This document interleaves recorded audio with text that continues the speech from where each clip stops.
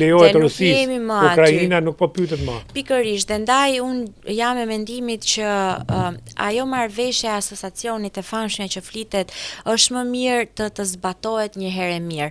Ka një demagogji shumë të madhe dhe shumë të keqe për vendin dhe për Kosovën, e cila është që Albin Kurti e ka pastruar veriun. Dhe unë jam shumë e interesuar ta sqaroj gjithmonë. Albin Kurti nuk e ka pastruar veriun, e ka bërë më të skajshëm dhe më të polarizuar.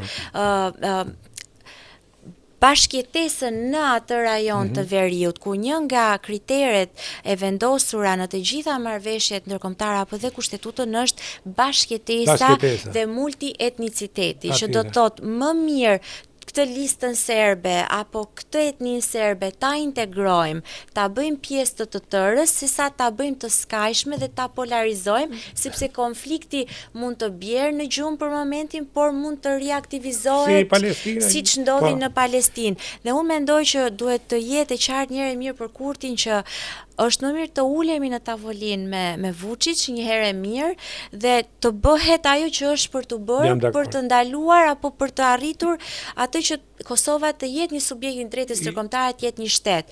Dhe pastaj vim edhe tek këto grimcat e këtyre ambicieve dhe inateve fëmijërore, ku nuk kurohet për shembull Rama për fitoren e mandatit të tij, që është një infantilitet nga ana e tij, një skandal, të paktën për imazh, të paktën për rajonin, për imazh, kjo vllazëria shqiptare duhet të jetë pak më solide dhe duhet kuptojmë që nëse Rama e ftoi në samitin për Ukrainën, këtu e pam që Kosova nuk ishte në samitin për Ukrainën.